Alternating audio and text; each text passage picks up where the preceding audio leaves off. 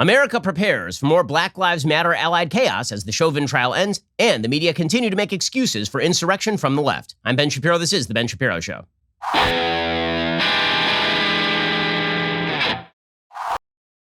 Today's show is sponsored by ExpressVPN. Thousands of my listeners have already secured their internet. Join them at expressvpn.com/Ben. We'll get to all the news in just one moment. First, you've heard it said, there are only two sure things in life, death and taxes. It's a Benjamin Franklin quote. Well, now there's a third. If you are with Verizon, AT&T, or T-Mobile, switching to Pure Talk will certainly save you money. In fact, Pure Talk saves the average family of four over $800 a year. Here's the best part. You don't have to sacrifice coverage because it's the exact same network as one of those providers. Switching is really easy. You keep your phone, you can keep your number, or you can get huge discounts on the latest iPhones and Androids. Right now, you can get unlimited talk, text, and 6 gigs of data for just $30 a month. Here's the beautiful thing about this.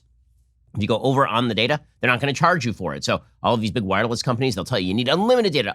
Well, you don't need unlimited data. You need unlimited talk and unlimited text and 6 gigs of data for $30 a month, especially because, again, if you go over, Pure Talk USA isn't going to charge you for it. Just one of the many reasons they've been named the top wireless provider by Consumer Affairs. From your cell phones, dial pound 250, say Ben Shapiro. You will save 50% off your very first month. That is pound 250, say Ben Shapiro to get started, pound 250 on your cell phone, and then say Ben Shapiro and get started with my friends over at Pure Talk USA and save yourself hundreds of bucks a year in the process. Alrighty, so this week we are supposed to get a verdict in the Derek Chauvin trial. It could go either way.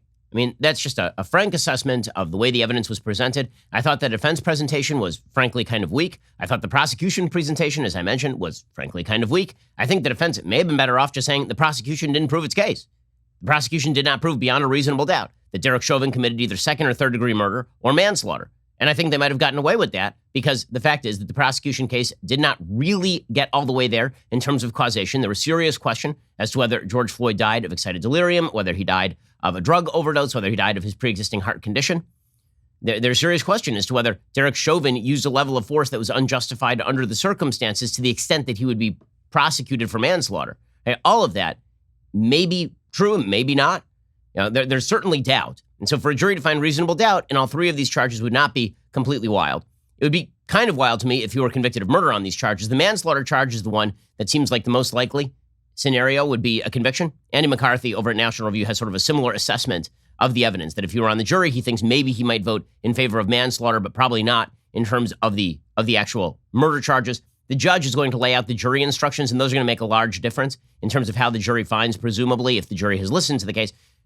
If that is the case, then the defense is in trouble because the judge has been extraordinarily biased toward the prosecution throughout this process, beginning with the judge's refusal to move the venue of the trial, and then continuing with the judge's reinstatement of the third-degree murder charge, which really doesn't apply, and then continuing with the judge allowing a full week of testimony from onlookers just talking about how disturbed they were by the entire event, which, of course, is not probative in any way and actually does not constitute any sort of evidence as to the guilt or innocence of the party involved. In any case, all of this is ancillary. And here's the problem in America, folks. All of this is ancillary. Now, normally in a criminal trial, the criminal trial is the central issue. Normally in a criminal trial, what's happening in that courtroom is the central issue. What happens with the defendant is the central issue. What happened to the victim is the central issue. In this trial, that is not the case. And this has been true in the United States for quite a while. It is completely ancillary. The only thing that trial is a wick. Okay, is the wick going to get lit or is the wick not going to get lit? If Chauvin is convicted, the wick presumably will not be lit. If Chauvin is acquitted, the wick will be lit, and there will be a massive conflagration, and everybody knows this, which means that we have been treated to the spectacle of the press running around since January 6th, saying that the largest scale threat to the American government, the largest scale threat to our way of life, is a bunch of tool bags running into the Capitol building wearing Vikings horns. Okay, now, here's the thing. That was terrible. I talked about it extensively. I said that it was some of the worst imagery I'd seen in America since 9/11, the idea of rioters running into the Capitol building itself and occupying the speaker's seat and threatening the Speaker of the House and threatening the Vice President of the United States just after the president had spoken. And to be clear, that was a breakaway group. There were probably 100,000 people who were there to hear Trump speak, and then there was a small group of morons who decided that it would be a great idea to go take over the Capitol building. It was dangerous, and it was vile. The notion that this provided some sort of large-scale threat to the Republic was asinine, as proved by the fact that the minute that those people were cleared out, Congress went right back to its chamber and did exactly what it was going to do in the first place. There was never a true threat to overthrow the government of the United States on January 6th, not in any practical, meaningful way. There was a true threat in the sense that these people were threatening to do so, but they didn't have the power to do so. What we are watching right now across the United States, however, is an attempt to overthrow. Okay, we are looking at getting rid of systems in the United States, specifically on the basis that they are all corrupted at their root and they must be torn out. And if it has to happen through violence, it will happen through revolutionary aggression. What we're watching is the rise of left-wing authoritarianism, aided and abetted by the media and by the Democratic Party. It is aided and abetted by people in power. If you're talking about an attempt to overthrow systems of the American government, you have to pay attention when that is happening from within the House. In the same way that it would have been a much bigger story and a much more important story, January 6th, if there had been members of Congress or the Trump administration actively colluding with people to overthrow the republic. The notion that you have people in power in the United States who are actively willing to overthrow things like due process, who are actively willing to overthrow things like fealty to law, who are actively willing to overthrow the idea of equal rights under the law in pursuit of some sort of utopian equity scheme, that is a form of soft insurrection. And that is deeply, and in some cases, hard insurrection. It is deeply disturbing to watch. How is it that we are living in a country where we are at the point where we are worried that if the mob does not get its way in the Chauvin trial, right or wrong, if they don't get their way, we know that things will burn? Can you think of anything else in American life that is like this? Seriously, can you think of any other example that is like this, where you know that if a group of people does not get its way, that group of people will run around burning things, and the media will cheer them, and members of a major American party will proceed to clap them on the back and call them friends? Even after the January 6th incident, did you see lots of Republicans emerging from the woodwork to talk about how these people were wonderful and justified? Can you name 5 mainstream Republicans who said this? I can't, because they don't exist. But you can't find anybody in the Democratic Party to condemn Black Lives Matter riots. You can't find that if they condemn the rioting, they certainly won't condemn the underlying ideology of the rioting. You won't find 5 Democrats in America to talk about what's happening in Portland. You won't find 5 Democrats in America to talk about the simple fact that if the Chauvin trial does not end with the conviction of Derek Chauvin, what you will end up with is the burning down of American cities. And everyone knows this. That's the thing. This is not a secret. We all know this is what's going to happen. They're being clear about this. Imagine any other cause in American life where the entire system would just accept the fact that America is supposed to shut down and allow things to burn if a group of people does not get its way under due process of law in the United States. We're not even talking about people not getting their way in terms of legislation or people not getting their way in terms of a presidential election. We are talking about people not getting their way in terms of a conviction of an individual who's being charged with murder and manslaughter and may spend decades in prison if convicted. Can you imagine anything else like this in America? And yet we just accept it. It's just the normal. This is the normal. Okay, well, when this becomes the normal, that means the insurrection is inside the house. That means the insurrection is not a threat from outside. It is a threat that is being promulgated from outside and inside. It's an inside-outside game. This is nothing new in American politics, honestly. If you go back to major American cities in the 1960s when they were burning, sometimes you would have politicians actively fomenting people outside the government participating in insurrectionary behavior so they could turn around and say, I need to appease these people, or they might burn down the house. That's sort of what you are seeing right now in American politics. We'll get to more of this in just one second, because the utter sort of casualness with which we are treating the fact that we all know that America is going to burn if Chauvin doesn't get convicted is indicative of something far deeper and far more scary than anything that happened on January 6th. We'll get to more of this in just one second. First, let's talk about the fact nobody wants to stand in line at an auto parts store. That's why you ought to use the internet for this sort of stuff. Why would you go to an auto parts store, wait in line, you get to the front of the line, finally, at the very end of that line, you answer a bunch of questions, and they say they need to order their part in line, then they upcharge you. Why would you do that? Instead, just go to rockauto.com and cut out the middleman. Rock Auto is so much easier than walking into a store and to someone demanding quick answers to things like, quote, is your Odyssey an LX or an EX? You're not going to know the answer to that right off the top of your head. Instead, just go online, answer all the questions, get your part.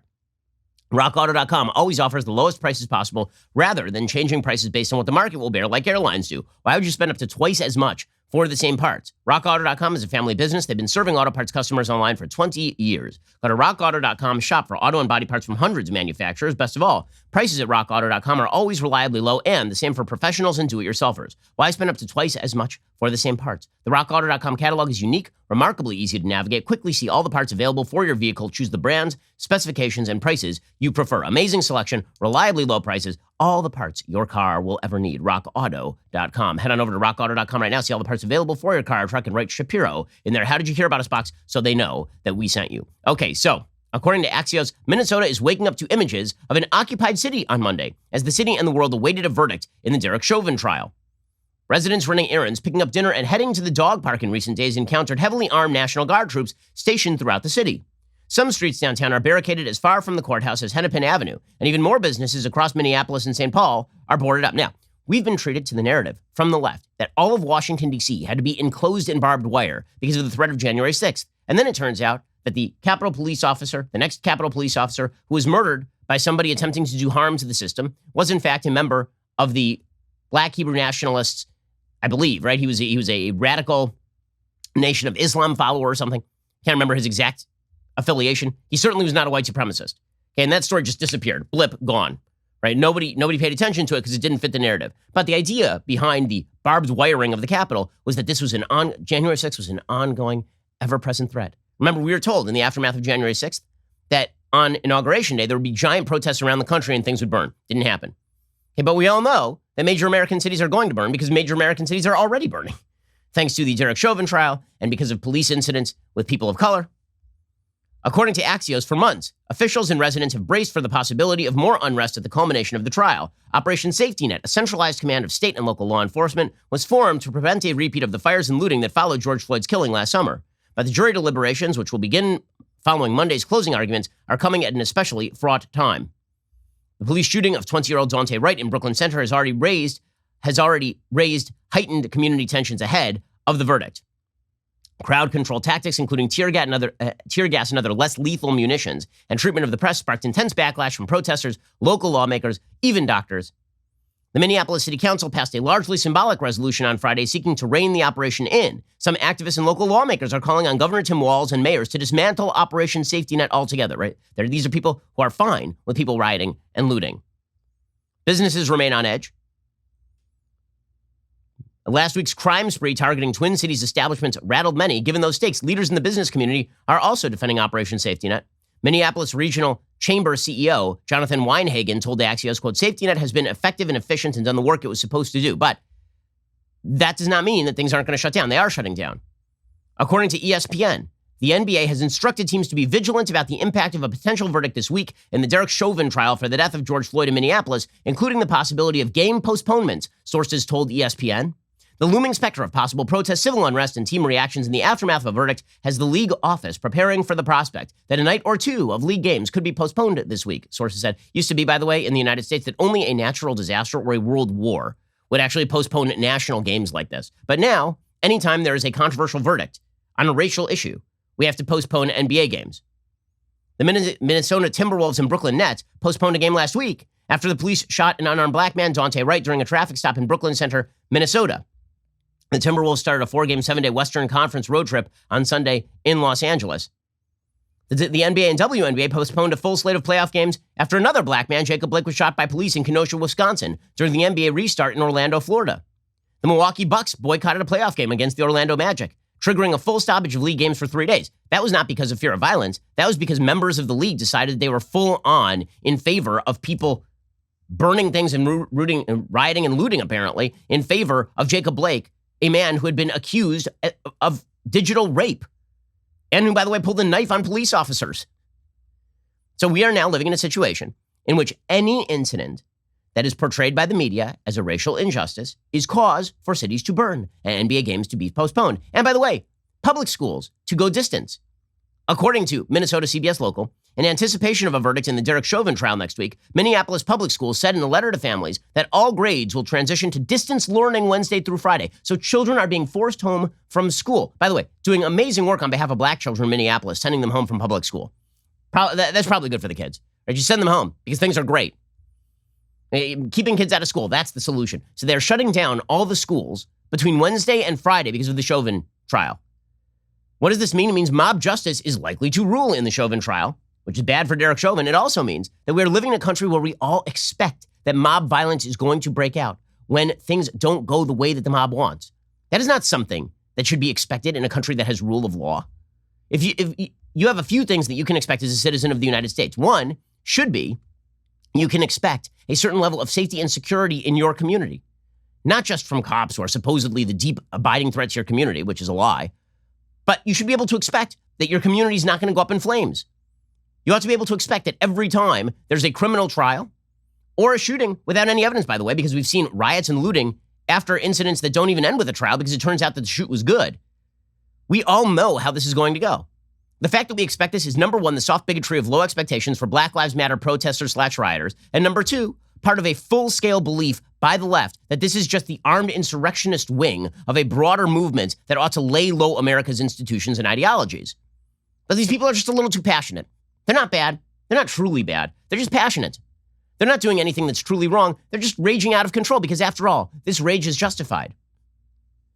If you're talking about the danger to the systems of the United States, I'm, again, not talking about the dangers of racism, because most of these situations, in fact, I'm hard-pressed to think of a situation in the past few years that has resulted in riots and looting that eventually ended up being chalked up to actual racism. Usually it's police misconduct, police brutality, police accident, or police doing the right thing, and it ends with rioting and looting.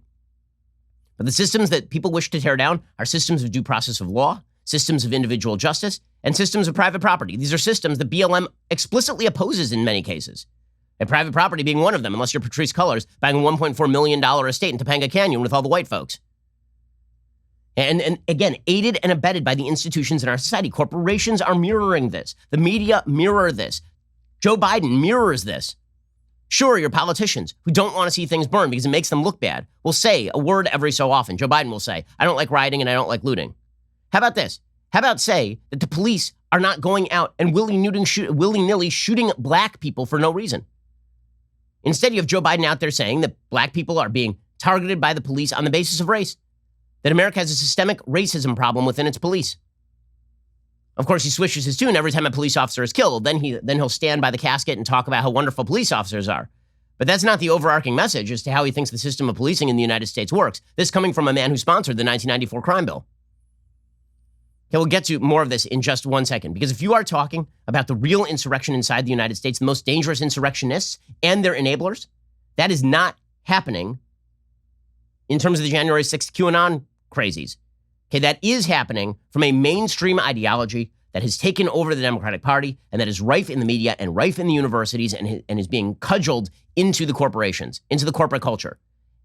The institutions under which we live our lives are being gradually infused with a viewpoint that means the overthrow of traditional American values. And traditional American values is not a euphemism. I mean values expressed in the Declaration of Independence and Constitution of the United States. Doesn't get much more traditional than that. We'll get to more of this in just 1 second. First, let us talk for a second about your nutrition. Okay, the reality is that if you want to get healthy and stay healthy, you need to know how to make decisions, because if you want to stay healthy, healthy is a lifestyle. It's not just a diet. Most diets end up with you yo-yoing, right? You lose some weight and then you gain some weight and you don't stick with it. Noom is a habit-changing system, and that is what Noom is there to do. They give you the knowledge, tools, and confidence to make strategic choices that turn into long-term habits. Those long-term habits turn into a healthy, happier you. Noom is based in science, built by psychologists. Noom doesn't give you rules, instead teaches you how to think so you can accomplish your personal health goals, stick with them long-term, and get healthy for good. Based in psychology, Noom will teach you why you make the choices you do and give you the tools to replace your habits with healthier ones. Noom's cognitive behavioral approach means you're not just improving your health, you're getting the knowledge and habits you need to stay healthy. That is super important because, again, you got to get nutrition and health into your lifestyle, and Noom helps you do this by changing the way you think. Over 80% of Noomers finish the program. Over 60% have stuck with their goals for at least 1 year, which is huge. There is a science to getting healthier. It's called Noom. My wife has been using Noom. I've been using Noom. Sign up for your trial today at Noom, Noom.com/Shapiro. Learn how to get healthy with Noom. Sign up for your trial today, Noom, Noom.com/Shapiro. That's Noom.com/Shapiro. Okay, again, this is part and parcel, this mentality that if the Chauvin trial doesn't go the way that people want it to go, that things burn, that is part of a broader mentality, which is that if we don't get our way, the systems of the United States are to blame because America's systems are corrupt and they need to be torn down to the root. So Chris Cuomo, and this is enabled by your media. First of all, before we even get to the media, let me just say that there are incidents all over the United States that the media just don't want to cover as national issues. And what counts as a national issue is a data point that backs a media narrative. Or even a data point that doesn't quite fit into the media narrative, but could be theoretically interpreted to maybe fit into the media narrative. Those are stories that are national stories. Kermit Gosnell killing babies after they're born doesn't fit into the media narrative about abortions. That's a local crime story. Derek Chauvin is a national news story because you can maybe, if you twist it and turn it and view it through the prism of systemic racism, maybe you can get to the idea that George Floyd died because of deep-seated American racism, as opposed to George Floyd's own actions in resisting arrest, his his being high as a kite on fentanyl, his previous health condition, and maybe the misapplication of force by Derek Chauvin. Right? If you twist it and turn it, you can fit into the narrative, so maybe it is a national news story. But there are other stories that are not national news stories because they don't fit the narrative. Like, for example, cops being attacked with Molotov cocktails in New York City. This, of course, is never going to fit the narrative. So you had a situation in which the police had some sort of chemical thrown on them. They followed the guy. He proceeded to get out of his car and throw a Molotov cocktail at them. And then when they arrested him, they found a bunch of other Molotov cocktails in his car. Here's a little bit of body cam footage from the incident. What are you getting out for? Huh? What are you getting out for? I got to do my wallet. Well, sound all right. That's fine. You can open the door if you want. When we get out. Oh. Oh. But why should traffic cops have guns? Well, why should the cops be able to defend themselves? Obviously, people getting pulled over are never going to do anything bad. Meanwhile, a suspect fired at cops in Georgia. Again, not a national news story because even though it does fit a narrative, which is that suspects very often do resist arrest and cops have to do things to stop those suspects, you don't want to hear about those incidents because that might lend a bit of nuance to how we treat police activity in the United States, where there are well over 40 million police-civilian interactions every single year in the United States, and fewer than 20 of them generally end in the death of an unarmed black person. Or at least the shooting of an unarmed black man. We don't know the statistics on non-shootings, but it can't be much higher than that, considering that guns are the most common weapon used in the majority of these cases, presumably. Okay, here, for example, is a situation in Georgia where a suspect fired at cops. Was this a national news story? Of course not. This is from the Carroll County Sheriff's Office. Yeah. How's that look to you? Look safe to you? That is a suspect picking up a rifle and shooting at the cops. Now, have you heard a lot of calls for gun control on the basis of this particular footage? Nope. Because this footage does not fit the narrative. You call for gun control when it's a white person shooting up a Walmart. You don't call for gun control when it is a suspect of color shooting at the cops using a gun like that. Then you just ignore it, and it's not a national news story. Then you literally just don't talk about it. Then it is just not a national news story in any way, shape, or form. And the insurrectionist viewpoint here, that the United States is evil and needs to be overthrown from the inside if possible and forced from the outside if necessary, has become extremely common on a wide variety of topics in this area. Maxine, now we get to the media and we get to the Democrats who are softly backing this sort of stuff. Again, the rioting in Portland has been ongoing for months at this point. As John Sexton points out at Hot Air, rioting and arson in Portland have been continuing for literally months. There was a fatal police shooting at a park in Portland Friday morning. It started when a call was placed to the cops reporting a white man pointing a gun in the park. Police arrived. According to a witness who filmed the encounter, the man became irate. He was shirtless, didn't appear to be armed at that point, though the witness said he'd seen him with a gun earlier. Police attempted to issue orders and locate the gun. The man bent down and picked something off the ground. One of the officers shot him, and the man died at the scene. Now, again, you notice that's not a national news story because it's a white person getting shot by the cops. Friday evening, there were two protests announced. An Antifa account called for occupation of the park where the shooting happened. They said that BLM was not welcome because, quote, this is, again, according to Antifa, to be clear, Black Unity and BLM Squad are not welcome at the occupation because all they do is bring megaphones to exploit Portland's white guilt and swoop bleep. Okay? Sounds kind of racist. Both the Antifa and BLM march blocked traffic, but the Antifa march was eventually declared a riot. It was the third riot in 5 days.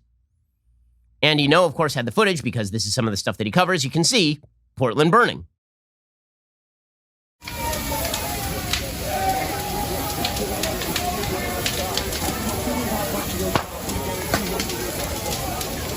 And they targeted the Portland Historical Society and the First Christian Church in downtown Portland. They spray painted "No More History" on the Oregon Historical Society, which, at least they're saying the quiet part out loud right there. They targeted Nordstrom and Nike, so all of Nike's wokeness didn't buy them any help from Antifa. Meanwhile, and they painted killed cops on the side of buildings, which is always great. Meanwhile, rioters decided that they were going to go hog wild in Oakland as well. Apparently, they breached a Target. It was a very racist Target, so that needed to be stopped. They smashed out the windows of a Target and started looting. That was a really good way to fight American racism, is by targeting the Target. In New York, there was scuffling between the police and protesters in Washington, D.C. Groups were launching fireworks at people and having altercations between police and protesters. Protesters were trying to disturb people dining. They were chanting about how you're dining while people are dying, which is literally true all over the world, actually. It turns out that every time somebody is eating, somebody is simultaneously dying on planet Earth. Who knew? Okay, and when I say that this is being fomented, and encouraged by members of the media. I don't know any other way to read it other than the media really kind of tutting this stuff, pretending that it doesn't really matter, because again, these are just the most ardent of the protesters. It is not that they are doing something that is different in kind. They're just doing something that's different in degree, which is why it's not a big deal to the left when Maxine Waters says that Black Lives Matter should get more confrontational if Chauvin isn't convicted. This is the same woman who declared during the LA riots that it was the LA uprising. The same woman who declared just a few years ago that you should actively confront members of the Trump administration if you see them in public. So it's not a surprise to hear Maxine Waters generating sympathy for people who to get actively violent.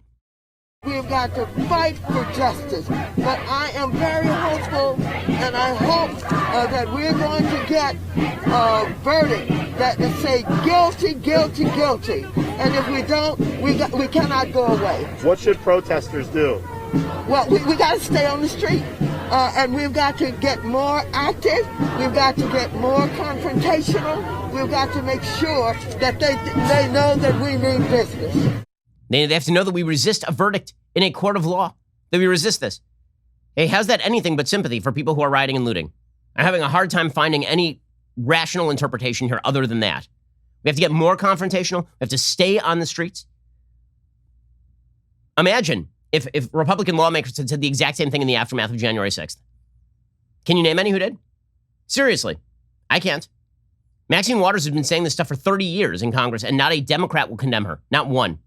There won't be a single one.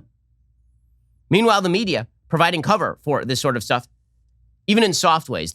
Again, soft bigotry of low expectations with regard to behavior. So CNN, Miguel Martinez, he was at some of these riots the other night in Minneapolis, and some of these protesters went over and started attempting to confront, as Maxine Waters might say, the members of the media. And here's Miguel Martinez kind of, they're just angry. Somebody hit me with a water bottle, and then we sort of just started moving toward our cars. They continued to sort of pelt us with whatever they could find. We got in the car and we took off. I cannot blame them for being angry, but a lot of people are very angry, suspicious of the press, the corporate media. All those things come into it at these places, and it was just one of those situations that it was intense. There were people who were angry at everything and everybody, and we happened to be in the wrong place at the wrong time. Oh, we happened to be actually, no, you were in the right place at the right time doing what is called reporting, and then a bunch of people acting like garbage decided to attack journalists. It's unbelievable. This is on CNN. I cannot blame them for being angry. Now, just imagine for a second that this has been a crowd of Trump protesters angry at everything from Covington Catholic coverage from CNN to the Russia collusion nonsense pushed by CNN for years, and imagine that they had actually started assaulting journalists. It would be a national news story. It would be a national news story about how Trump supporters are viciously anti-media, how Trump had driven the violence, and how the true authoritarian threat against the press in the United States is coming from the right. Right? And we all know this. CNN tried to generate that story even without evidence that people were really targeting the press in mass numbers. They tried to generate that for years. And yet here you have active examples of rioters and looters and protesters who are actively mobbing and harming journalists. And you have the journalists themselves saying they were very angry. I can't blame them. The reason you can't blame them is because you agree with them. That is why you can't blame them. Because you, the objective journalists, have taken the view that they are correct on the merits. And because they're correct on the merits, they're just your allies. They're just your allies who are a little out of control. They're just your allies who may have gone just a little bit too far. If that isn't fomenting the ongoing insurrection against systems of justice in the United States, I don't know what is. You're literally saying, okay, you hit me in the head with a water bottle, but you know what? Your heart was in the right place. Your aim was off, but your heart was in the right place. Because they're against the corporate media, They're just against the system. And we're against the system too. They just don't know we're against the system. We were in the wrong place at the wrong time. Because if we were in the right place at the right time, what we really would have been is we would have been standing next to them, is the reality. It's an unbelievable quote from a so-called journalist. I can't blame them. Name a situation anywhere else on earth where you would say, I can't blame the protesters for attacking journalists. Can you name one? Seriously, can you name a situation where journalists are like, yeah, I got attacked by the protesters, but you know what? Their heart was in the right place, so really it's my fault. Really, it's my fault. Again, it's part and parcel of a broader narrative pushed by the American left that you can do anything you want so long as you are anti the system. It plays into the whole system of white supremacy narrative that is generated by the same CNN. Here's Chris Cuomo the other day saying police reform is only not happening because it's black people getting shot, which is statistically untrue. More white people are shot by the cops every year than black people. And yet here's Chris Cuomo, dolt of the century, suggesting, and by the way, congenital liar when it comes to coverage of his brother and corrupt as all get out. Here he is still on CNN, still reporting on CNN, suggesting that police reform only starts when white people's kids get shot by the cops. Gun laws, access to weapons. Oh, yeah, I know when they'll change. Your kids start getting killed. White people's kids start getting killed. Smoking that doobie that's actually legal probably in your state now, but they don't know what it was. And then the kid runs and it pop, pop, pop, pop. Cop was justified. Why'd you run? Oh, he had a baseball game tonight. Oh, a white kid. Oh, big family. That house over there. Those start piling up. What is going on with these police?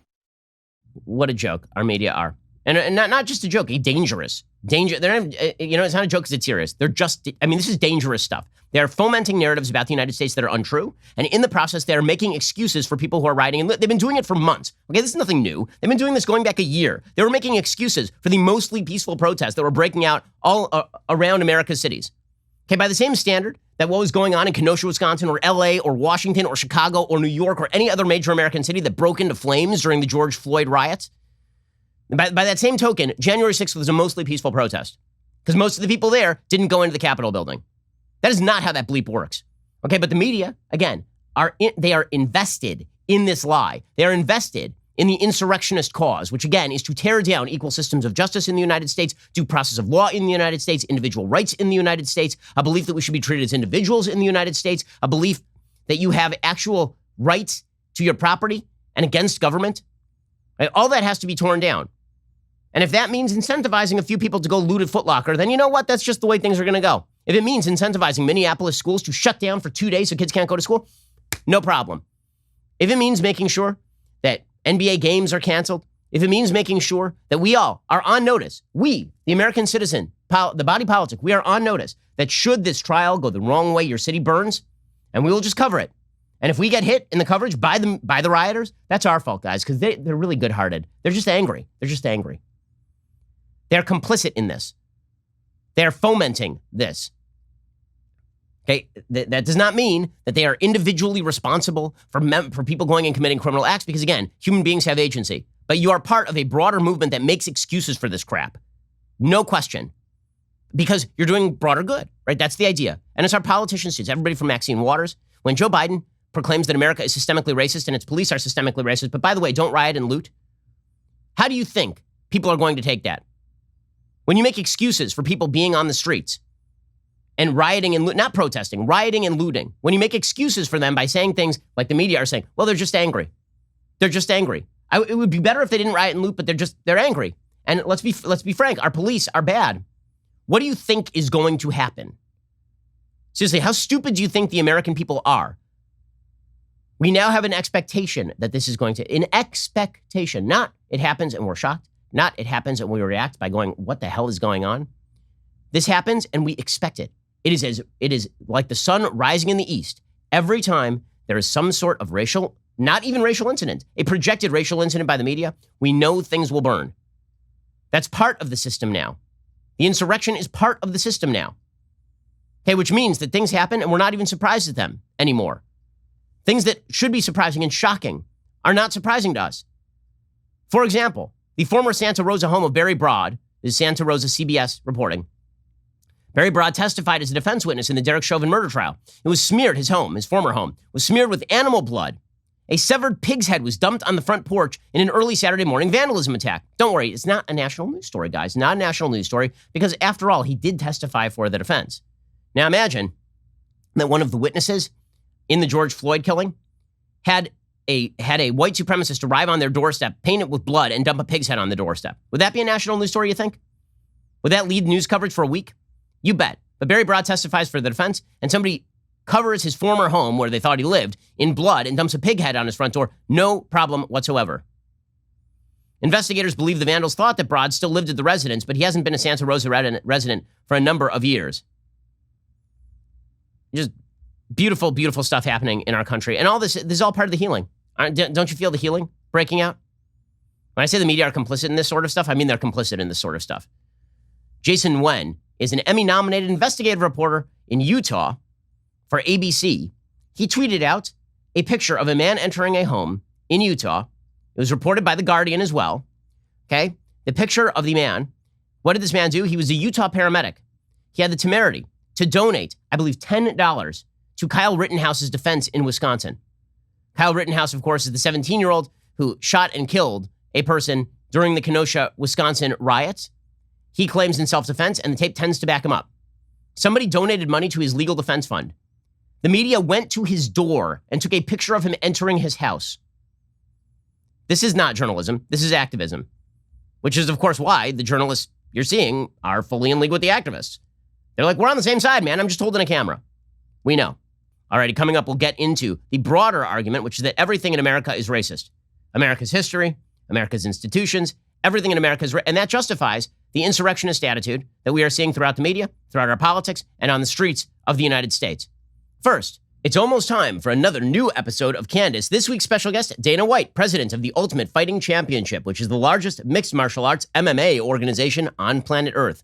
Under Dana's leadership, the UFC has grown into a globally popular, multi-billion-dollar enterprise. The show streams on Fridays at 9 p.m. Eastern, 8 p.m. Central at dailywire.com. You can get the audio podcast Candace on Apple, Spotify, or wherever you listen to your podcast. So, if you need some Candace Owens in your podcast feed, look no further. Head on over to Apple Podcasts or Spotify. Subscribe today. Be sure to leave a 5-star review if you like what you hear.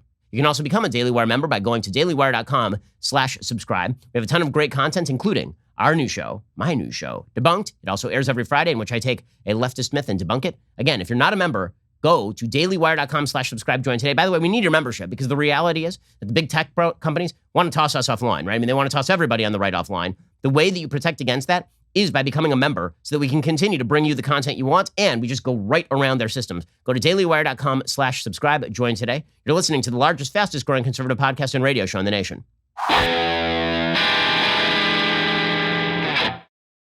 Again, the narrative when it comes to January 6th is that it was part of a broader American movement. Where's the broader American movement? Where is it? Where's the broader American movement that seeks to overthrow America's institutions, completely rewrite them, destroy them from the inside, get rid of rights in the Constitution of the United States, get rid of the notion of individual rights? Where is that? Seriously, where's the broad movement? What I see was some nuts. Because statistically speaking, that's what we were watching. Okay, it was like several hundred people. But what I'm watching on the other side is institutions that have been completely collapsing from the inside in favor of a mentality that says that America's basic notion of itself is not only wrong and unjustified, but needs to be torn asunder.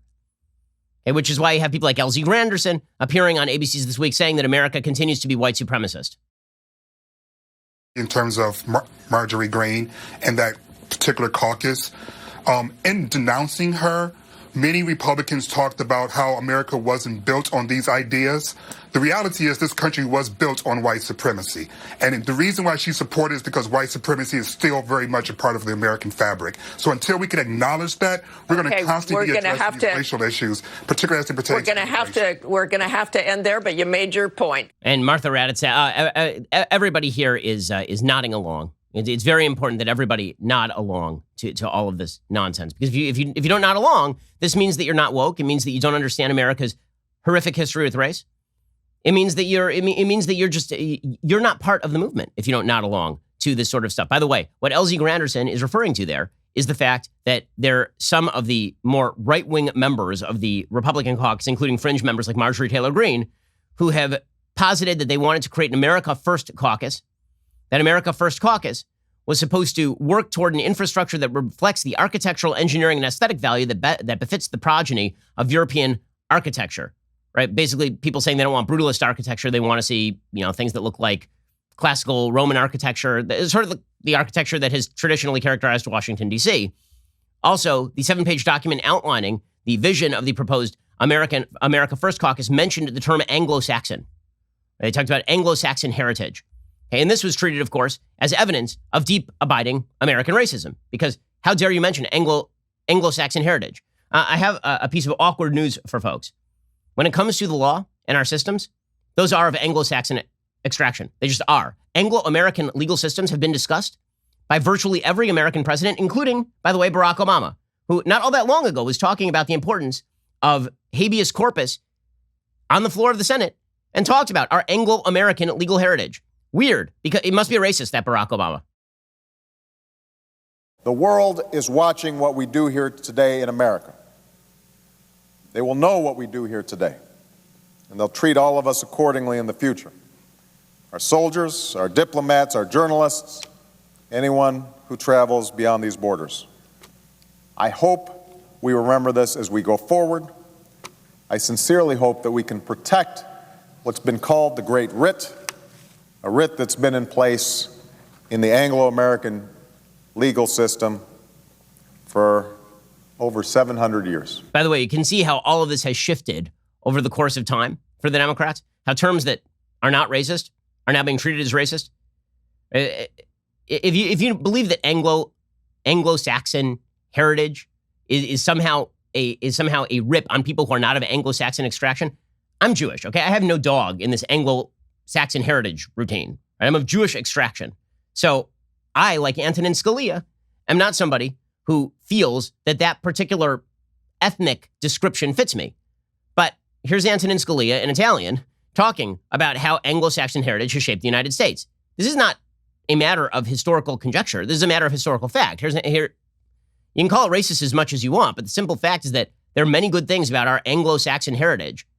As a culture, those are good. Nobody is saying that everybody in America needs to be Anglo-Saxon. I'd be out. Right? So it's Scalia. So probably half the country. Here's Antonin Scalia making exactly this point just a few years back in 2006. The French-Swiss professors I had would refer constantly to les pays anglo-saxons, the Anglo-Saxon countries, meaning England, the United States, Australia, New Zealand, okay, Canada. And I said, hey, my name is Scalia, and I'm as American as anybody. Look at this face. Is this an Anglo-Saxon face? I had never been in England, but at the end of my year, I went to England, and I felt at home. There is no doubt that American culture, American common culture, which nobody has to belong to, originates with English culture. Okay, why is that even remotely controversial? It's controversial because anything is evidence that the true threat to America is this intense white supremacy that continues to govern our lives, despite the fact that it's pretty incredible that in a white supremacist country, a thoroughgoing white supremacist country, you can expect that every 5 minutes or so there's going to be a riot, looting justified by the media, and then tutted by Democrats, while saying that the rioters and looters have the justification of good on their side. And of course, all of this ties in that broader American narrative that is being pushed by the left is about tearing away at the civil institutions of the society. It's about tearing away any commonality we have between ourselves, separate from racial tribalism. It's about making the country a worse place on the basis of the argument that America is already a terrible place. And it's not true. America is not a terrible place. It is not a terrible place for black people. It is not a terrible place for white people. It is not a terrible place for green people. It is, in fact, the best country on earth to live if you are a black person. Name another country you would rather live if you're black. Seriously, I don't know. I don't know another country where I'd rather live as a Jew. It's an amazing, amazing country. Why the intense push by the left to rewrite the American bargain on the back of lies about what America is, and then to wink and nod at people who are engaging in acts of vandalism, looting, rioting, burning, arson, attacks on police officers, and to treat that as not some form of larger insurrectionist attempt to overthrow these institutions in the soft, non-legal sense. I don't know what you're watching. I don't know what you're watching. You have a right as an American to expect that the systems of power in the United States, the systems of government under the Constitution that are constrained by the Constitution and the Declaration, are not overthrown by people who wish to see them die. But I'll say that right is certainly being infringed. Alrighty, we'll be back here later today for an additional hour of The Ben Shapiro Show. In the meantime, go check out the Michael Knowles Show, where he discusses Canada announcing a public health dictatorship. You can hear more details about that story over on Michael's show. That's available right now. I'm Ben Shapiro. This is The Ben Shapiro Show.